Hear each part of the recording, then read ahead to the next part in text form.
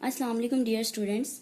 आज हमारा group theory का लेक्चर नंबर 50 है और उसमें हमने the most important theorem discuss करना है आज, लाग्रेंजेस थ्योरम। स्टूडेंट्स, ये एक बहुत इम्पोर्टेंट थ्योरम है और 2016 में पीयू में भी आया हुआ है। तो देखें, ये आपको एग्जाम्स में सिर्फ इतना ही आएगा, स्टेट एंड प्रूव लाग्रेंजेस थ्योरम, कि स्टेट एंड प्रूफ लाग्रेंजेस थ्योरम। ठीक है स्टूडेंट्स, तो ये सिर्फ इतना ही लिखा हुआ आएगा। तो इस थ्योरम की स्टेटमेंट आपको खुद याद करनी पड़ेगी। अब इसकी स्टेटमेंट है क्या, आपको स्टेटमेंट पता होगी तो आप इसको प्रूफ कर सकेंगे ना। तो स्टेटमेंट देखें इसकी, मैंने आपको साथ स्टेटमेंट भी लिख दिया है। स्टेटमेंट क्या है लाग्रेंजेस थ्योरम की? द इंडेक्स, ठीक है, and the order of a सब group of a finite group divide the order of the group। सबसे पहले हम इस स्टेटमेंट को समझते हैं कि इंडेक्स, यहाँ ये चीज एक न्यू है। इंडेक्स में अभी आपको बताती हूँ कि इंडेक्स क्या होता है। ठीक है, स्टेटमेंट अभी समझ ले पहले कि जो इंडेक्स है और ऑर्डर ऑफ अ सब ग्रुप है, ऑफ अ फाइनाइट ग्रुप। ठीक है, इंडेक्स और ऑर्डर ऑफ अ फाइनाइट सब ग्रुप, ठीक है, ये डिवाइड करता है किसके ऑर्डर को? Order of the group. ये दोनों इंडेक्स और ऑर्डर ऑफ अ सब ग्रुप, ये दोनों डिवाइड करते हैं, इन दोनों के जो ऑर्डर हैं वो डिवाइड करते हैं किसके ऑर्डर को? ग्रुप के ऑर्डर को। ठीक है स्टूडेंट्स, तो ये है हमारी लाग्रेंजेस थ्योरम की स्टेटमेंट। तो देखें स्टूडेंट्स, जो हमारे पास इंडेक्स है, सबसे पहले हम इंडेक्स की बात करते हैं कि इंडेक्स क्या होता है। अगर मैं यहाँ पे इंडेक्स की डेफिनेशन लिखूं, index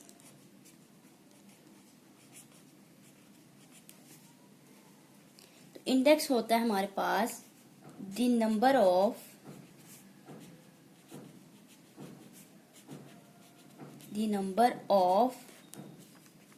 distinct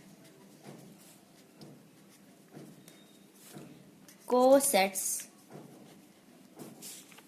in G is known as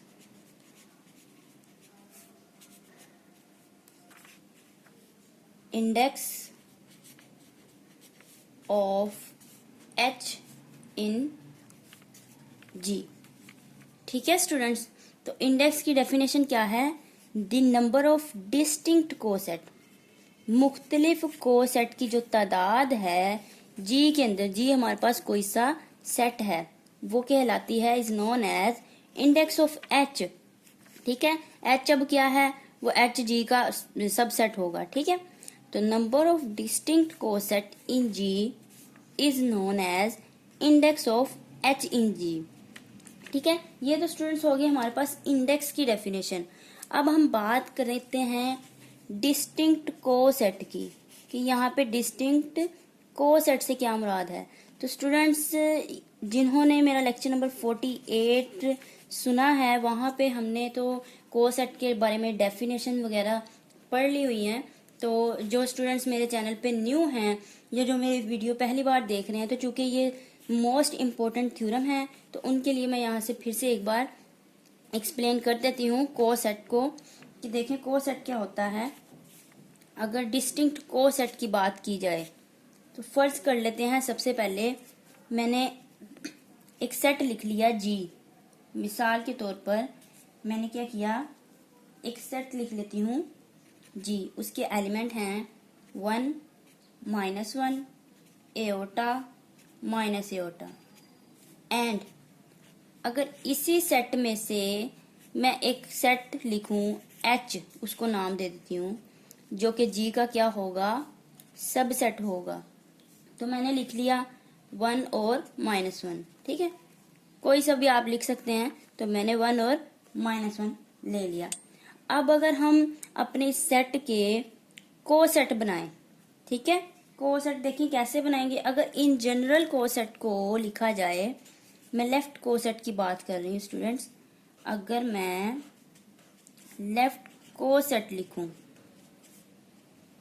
under multiplication, तो क्या होगा? इन जनरल इसी तरह से होता है ना, a into H, such that ये जो h है स्मॉल, ये कहाँ से बिलोंग कर रहा है, हमारे कैपिटल H में से। ठीक है, अब इसी चीज को देखते हुए हम अपने सेट के, इस सेट के हमारे पास जितने भी इसमें एलिमेंट हैं G में, इनके हम कोसेट लिखते हैं, लेफ्ट कोसेट। तो देखिए अगर मैं -1 का कोसेट लिखूं या +1 का लिखूं, 1 इंटू एच, ठीक है, तो क्या आ जाएगा हमारे पास सेट, 1 -1 एज इट इज। अगर -1 का लिखते हैं लेफ्ट कोसेट तो -1 आ जाएगा पहले और फिर 1। ठीक है स्टूडेंट्स, अब यहाँ पे लाइन लगाते हैं। सिमिलरली अगर हम एओर्टा की बात करें, एओर्टा, इसका लेफ्ट कोसेट लिखिए तो एओर्टा माइनस एओर्टा, ठीक है, ये आ जाएगा। और अगर माइनस एओर्टा की बात की जाए तो हमारे पास क्या आएगा, माइनस एओर्टा और एओर्टा। तो स्टूडेंट्स यहाँ से अब हमने ऑब्जर्व करना है, क्या ऑब्जर्व करना है, देखिए हमने 1 का और -1 दोनों के हमने क्या किए, लेफ्ट कोसेट लिख लिए। अब आप देखें कि 1 और -1 लिख लें या -1 1 लिख लें, इससे कोई फर्क नहीं पड़ेगा।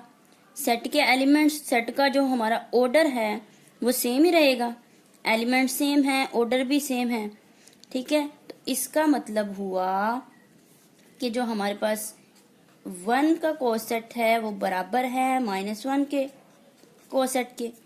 इसका ये मतलब हुआ ये दोनों इक्वल हैं। ठीक है, और सिमिलरली यहाँ पे भी इसका जो कोसेट है एओर्टा का वो बराबर किसके है, माइनस एओर्टा के।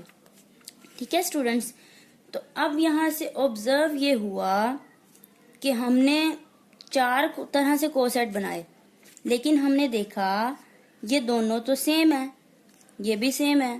तो इसका मतलब हम ये कह सकते हैं there are only two distinct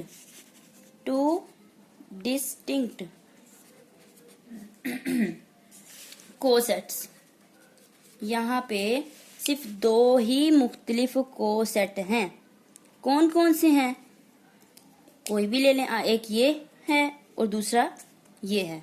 ठीक है, तो यहाँ पे ये थी लेफ्ट कोसेट की हमने बात की, डिस्टिंक्ट कोसेट। ठीक है, ये मुख्तलिफ कोसेट हमने बनाए और हमने फिर ऑब्जर्व किया कि जो हमने जितने भी कोसेट बनाए तो हमारे पास डिस्टिंक्ट कोसेट उसमें से कितने हैं। हमने देखा कि इसमें सिर्फ 2 तरह के ही डिस्टिंक्ट कोसेट्स हैं। तो स्टूडेंट्स, अब हम अपने थ्योरम का प्रूव करने से पहले कुछ चंद एक फंक्शन हैं जिनके बारे में हमें पता होना ज़रूरी है। ठीक है, वो सारी चीज़ें हमारी थ्योरम के अंदर यूज़ होंगी। तो सबसे पहले हम उन चीज़ों को डिस्कस करते हैं। ठीक है स्टूडेंट्स, क्योंकि थ्योरम हमारा कोई कैलकुलेशन नहीं है, उसमें इतनी ख़ास रिटन फॉर्म में ही है, सारा उसको डिस्कस ही करना है। ठीक है, तो लेकिन उसको डिस्कस करने के लिए फिर इन चीज़ों का आपको पता होना ज़रूरी है। जैसे कि स्टेटमेंट में था इंडेक्स क्या होता है, फिर कोसेट क्या होते हैं, डिस्टिंक्ट कोसेट हमने एग्जांपल की उसकी। ठीक है, तो इसी तरह हमारे पास और भी कुछ चीज़ें हैं, लाइक फंक्शन क्या होता है। ठीक है, ये आप लोगों ने छोटी क्लासेस में पहले पढ़ा होगा, surjective function, bijective function, into function, onto function. ठीक है, तो ये चीज़ें देखते हैं हमारे पास। अगर हम जनरल फंक्शन की बात करें, जनरल फंक्शन, इसकी अगर बात की जाए, हम डायग्राम से समझते हैं कि जनरल फंक्शन क्या होता है। हम एग्जांपल ले लेते हैं, हमारे पास 2 सेट, इसको हम कह देते हैं A और दूसरा है हमारे पास B। ठीक है स्टूडेंट्स, हम डायग्राम से फंक्शन को समझने लगे हैं। अब इस A के अंदर एलिमेंट्स हैं हमारे पास 1 2 3 4, कोई भी हो सकते हैं। ठीक है, मैं एग्जांपल ले रहे हैं। और यहाँ पे हमारे पास है ए बी सी डी। तो फंक्शन होने के लिए क्या ज़रूरी है, क्या कंडीशंस हैं? अगर मैं पहले अपने सेट का हर एलिमेंट, ठीक है, कंडीशन है पहले सेट पे कि इसका हर एलिमेंट दूसरे सेट बी के एलिमेंट के साथ अंगेज हो, ठीक है, वो किसी एक से भी हो सकता है और एक से ज्यादा से नहीं होगा। देखें, अगर मैं 1 को करती हूँ ए के साथ मैप कर देती हूँ, ठीक है, इस 2 को मैं कर देती हूँ सी के साथ, फिर इस 3 को मैं बी के साथ कर देती हूँ और इस 4 को भी बी के साथ कर दिया। देखिए स्टूडेंट्स, इससे हमें क्या रिजल्ट मिला कि अगर हमने फंक्शन को डिफाइन करना है तो डायग्राम हम समझ रहे हैं तो क्या हुआ कि एक तो हमारा जो पहला सेट है उस पे कंडीशन है उसमें कोई भी एलिमेंट स्पेयर नहीं होना चाहिए, ठीक है, हर एलिमेंट दूसरे के साथ इमेज बना रहा हो लाजमी तौर पे, ठीक है। अब एक वक्त में एक एलिमेंट जो है दूसरे सेट के किसी एक ही एलिमेंट के साथ इमेज बना सकता है। ऐसा नहीं मैं कहूंगी, अब देखें, ऐसा नहीं मैं कहूंगी कि मैंने ले लिया, ये देखें, ए ले लिया, बी ले लिया, ठीक है, इसके एलिमेंट थे 1 2 3 4 और इसमें था ए बी सी डी।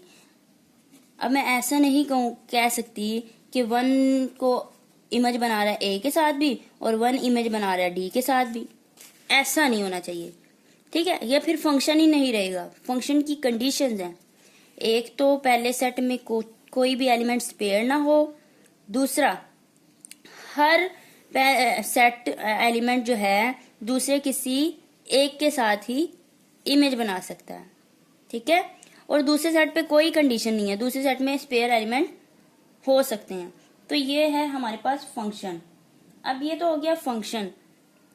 अब इसकी आगे टाइप्स मजीद आ जाती हैं, ठीक है, जिनको समझना ज़रूरी है अपने थ्योरम को अंडरस्टैंड करने के लिए। अब वो देखें कि हमने ये भी पढ़ा हुआ है, लेकिन मैं फिर भी एक्सप्लेन कर देती हूँ जिन स्टूडेंट्स को नहीं पता या जो भूल चुके हैं। सर्जेक्टिव फंक्शन क्या होता है? सर्जेक्टिव फंक्शन, इसको सर्जेक्टिव कह लें या फिर हम इसको ऑन टू फंक्शन भी बोलते हैं, ऑन टू फंक्शन, ठीक है स्टूडेंट्स। अब इसको हम डायग्राम के थ्रू समझते हैं कि हम सर्जेक्टिव फंक्शन की अगर डायग्राम बनाएं, फॉर एग्जांपल हमने एक सेट यहाँ पे बनाया ए, उसके एलिमेंट्स हैं 1 2 3 और ये हमने ले लिया बी, इसमें एलिमेंट्स हैं, हमने ए टू बी क्या करनी है, मैपिंग करनी है, ठीक है। अब इसमें हमने एलिमेंट्स ले लिए सेट बी में 1 और 2। तो स्टूडेंट्स सर्जेक्टिव फंक्शन क्या होता है? सर्जेक्टिव, अगर मैं आपको पहले डायग्राम मैं कंप्लीट कर देती हूँ और बाद में इसको हम देखते हैं, इससे रिजल्ट निकालते हैं, ठीक है। अब इससे मुराद देखें ये हुआ कि हर एलिमेंट दूसरे के साथ क्या कर रहा है, इमेज बना रहा है, ठीक है। अब आपने सर्जेक्टिव फंक्शन तो बनाना ही बनाना है, साथ में ये भी ध्यान रखना है कि आप जिस तरह से मैपिंग कर रहे हैं कि आपका फंक्शन डिस्टर्ब ना हो जाए, फंक्शन रहे और फिर उसके बाद आप वो जो मैपिंग कर रहे हैं वो सर्जेक्टिव है या किस टाइप की है, ठीक है। ऐसा नहीं आपने कर देना कि जी सर्जेक्टिव है तो हम 3 को जो है, ये हमारे पास थर्ड एलिमेंट है, इसको हम किसी के साथ मैप ही नहीं करते, इसका इमेज ही नहीं बनाते, नहीं, फंक्शन होना लाजमी है। सबसे पहले फंक्शन होगा उसके बाद ही सर्जेक्टिव होगा, ठीक है। तो सर्जेक्टिव में क्या होता है कि हर एलिमेंट दूसरे के साथ इमेज बना रहा है और दूसरे जो हमारा सेट 1 है उसका कोई भी एलिमेंट जैसे देखें, अब 3 को भी मैं इसके साथ मैप कर सकती हूँ 1 के साथ, चाहे बी में एलिमेंट कोई स्पेयर है या नहीं है, इससे कोई फर्क नहीं पड़ता। तो ये होता है हमारे पास सर्जेक्टिव फंक्शन। ठीक है स्टूडेंट्स। अब एक फंक्शन हमारे पास और होता है, उसको हम कहते हैं 1-to-1 फंक्शन, ठीक है, या फिर इंजेक्टिव फंक्शन। अब वो देखते हैं, इंजेक्टिव फंक्शन या इसको हम कहते हैं 1-to-1 फंक्शन। तो ये तो स्टूडेंट्स बहुत ही एक सिंपल है, इसको समझना, इसके नाम से ही आइडिया हो जाता है कि हमने किस तरह से मैपिंग करनी है। मिसाल अगर मैं आपको इंजेक्टिव फंक्शन की एग्जांपल दूं, हम डायग्राम बनाते हैं, एक ए है हमारे पास, इसमें से हमने एलिमेंट ले लिए ए बी सी, और दूसरा हम ले लेते हैं बी, उसमें हमने एलिमेंट्स ले लिए 1 2 3। तो हमने ए टू बी क्या करनी है, मैपिंग करनी है, और हमने ये ख्याल रखना है कि हमारा फंक्शन डिस्टर्ब ना हो, फंक्शन की डेफिनेशन जो है वो भी डिस्टर्ब ना हो, और जो हमारा फंक्शन है वो 1-to-1 रहे। तो वो कैसे रहेगा, 1-to-1 से ही आप इसको समझ सकते हैं कि हमारा पहला जो सेट है, पहला जो हम है, उसका हर एलिमेंट दूसरे सेट के एलिमेंट के एक ही एलिमेंट के साथ इमेज बनाए, ठीक है, एक से ही एंगेज्ड हो, हर एक एलिमेंट पहले सेट का दूसरे सेट के एक एक एलिमेंट से क्या हो, मैपिंग करे। ठीक है, तो ये हमारे पास होता है 1-to-1 फंक्शन। ठीक है स्टूडेंट्स, अब यहाँ से ऑब्जर्व हमने क्या करना है वो इतना खैर ज़रूरी तो नहीं, डीप होता जाएगा, हमारे थ्योरम के लिए ज़रूरी, लेकिन मैं फिर भी आपको बता देती हूँ कि हमारे पास जो 1-to-1 फंक्शन होता है वो लाजमी तौर पर सर्जेक्टिव फंक्शन होता है। ठीक है, अब देखिए सर्जेक्टिव फंक्शन की क्या कंडीशन है, जो इसमें से कोई एलिमेंट स्पेयर ना हो, हर एलिमेंट दूसरे के साथ एंगेज हो। ठीक है, इसकी अगर देखा जाए तो इस पे कोई कंडीशन नहीं है, हम इसमें 2 को हमने स्पेयर किया था, ठीक है, और 3 को हम एक एलिमेंट को किसी एक एलिमेंट बार बार उसके 1 के साथ ही हो रहा है, 2 भी 1 के साथ मैप हो रहा है, ये 1 भी इसके साथ मैप हो रहा है। ठीक है, तो हमारे पास 1-to-1 जो फंक्शन है सर्जेक्टिव हो सकता है, लेकिन सर्जेक्टिव फंक्शन ऐसा नहीं है कि वो लाजमी तौर पे 1-to-1 हो। सर्जेक्टिव हमेशा 1-to-1 नहीं होगा, लेकिन ये जो 1-to-1 है वो सर्जेक्टिव होगा। ठीक है स्टूडेंट्स, तो ये था ये हमारी कुछ डेफिनेशंस जो अपने थ्योरम को करने के लिए ज़रूरी थी। तो अब देखते हैं हम अपना प्रूफ लैग्रेंजेस थ्योरम का। तो प्रूफ शुरू करने से पहले स्टूडेंट्स मैं आपसे ये कहूँगी कि जिन्होंने मेरा चैनल अभी तक सब्सक्राइब नहीं किया, या जो स्टूडेंट्स मेरे चैनल पे न्यू हैं, उनसे रिक्वेस्ट है मेरे चैनल को सब्सक्राइब करें। अगर वीडियो अच्छी लगती है तो ज़्यादा से ज़्यादा दोस्तों के साथ शेयर भी करें, और साथ में बेल आइकन का बटन भी प्रेस करिए ताकि आपको हर आने वाली मेरी न्यू वीडियो के बारे में अपडेट मिलती रहे। तो देखिए, लैग्रेंजेस थ्योरम कैलकुलेशन बेस्ड नहीं है, ये रिटर्न फॉर्म में ही है, बस अंडरस्टैंड करना है आपने इस चीज़ को, और होप सो अब इजीली आप लोगों को समझ आ जाएगा, क्योंकि बेसिक जो इनमें यूज़ हो रहे हैं वो मैंने आपको क्लियर कर दिया है। लाइक इंडेक्स क्या होता है, कोसेट्स क्या होते हैं, फिर फंक्शन वगैरह, यही चीज़ें इसमें यूज़ होंगी। तो देखें, सबसे पहले हम इसको एक्सप्लेन करते हैं। मैं लिखती हूँ कि लेट, जो हमारी स्टेटमेंट है, स्टेटमेंट याद होगी स्टूडेंट्स, मैं फिर कह रही हूँ स्टेटमेंट आपने ज़ुबानी याद करनी है इसकी। ठीक है, आपको सिर्फ इतना ही यूनिवर्सिटी में एग्ज़ाम में आएगा कि state and prove Lagrange's theorem. ठीक है, अब देखते हैं इसका proof.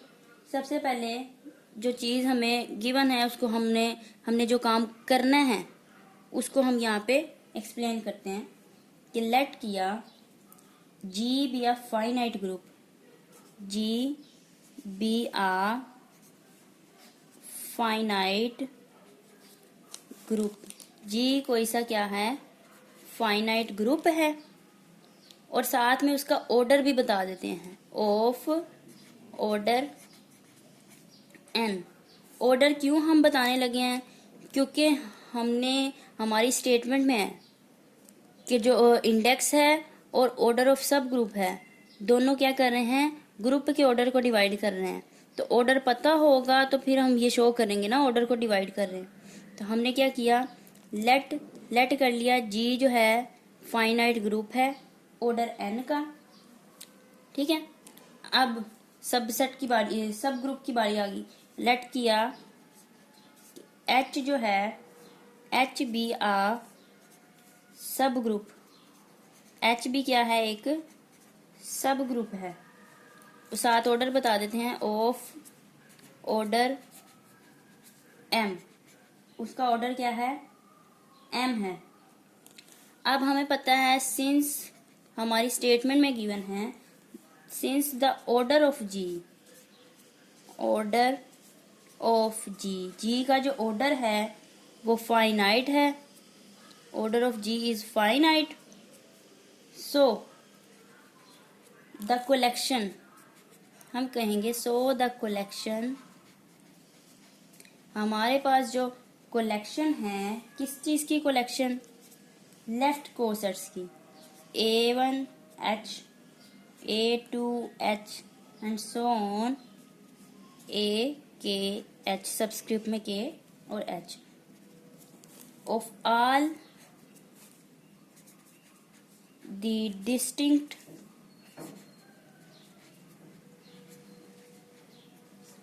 Left cosets of H in G is also finite। ये सिंपली स्टूडेंट्स हमने क्या किया, हमने लेट किया G कोई सा फाइनाइट ग्रुप है और उसका ऑर्डर क्या है N, एंड देन फिर हमने लेट किया उसका सब ग्रुप, लेट H बी आ सब ग्रुप ऑफ ऑर्डर M, फिर H क्या है, उस G का सब ग्रुप है और उसका ऑर्डर है M। फिर हमें ये बात पता है कि G का जो ऑर्डर है, जो G है वो फाइनाइट है, तो जो कलेक्शन ऑफ लेफ्ट कोसेट होगी, डिस्टिंक्ट कोसेट होगी, वो भी क्या होगी, फाइनाइट होगी। अब दूसरी बात, इंडेक्स का हमें पता होना चाहिए, ठीक है। तो इंडेक्स हम लेट कर लेते हैं, लेट किया so we let k be the number of all left distinct coset, हम उसको k कह देते हैं इंडेक्स को, ठीक है, k का नाम दे देते हैं। so we let k be the, k क्या है, number of all left distinct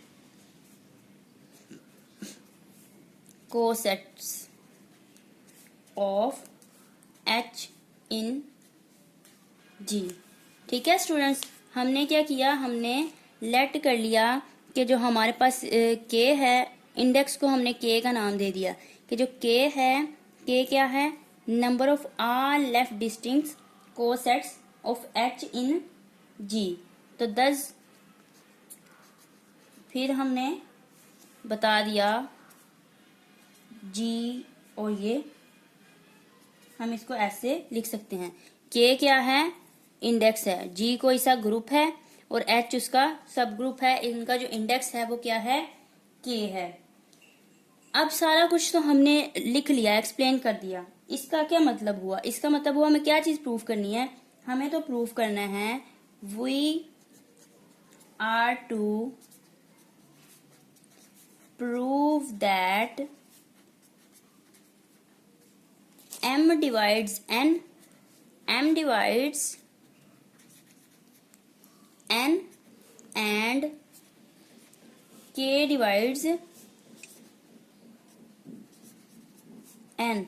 ठीक है स्टूडेंट्स, लैग्रेंजेस थ्योरम की स्टेटमेंट यही है ना कि जो इंडेक्स का ऑर्डर है और इंडेक्स जो है और हमारे पास जो सब ग्रुप का ऑर्डर है, दोनों ग्रुप के ऑर्डर को डिवाइड करते हैं। तो ये m क्या था हमारे पास, सब ग्रुप का ऑर्डर, और m ने क्या किया, ग्रुप के ऑर्डर जो कि n है उसको डिवाइड कर रहा है। और इंडेक्स हमारे पास क्या है, k है, और k भी ग्रुप के ऑर्डर n को डिवाइड कर रहा है। ठीक है, तो हमने ये चीज प्रूव करनी है। देखें अब नेक्स्ट हमारा हम क्या लिखेंगे, वी नो दैट, अब हमें पता है we know that the collection of left coset, the collection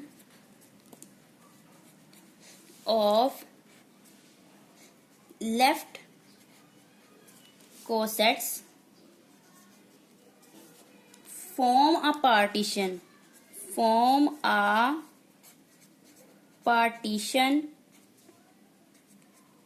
of the group।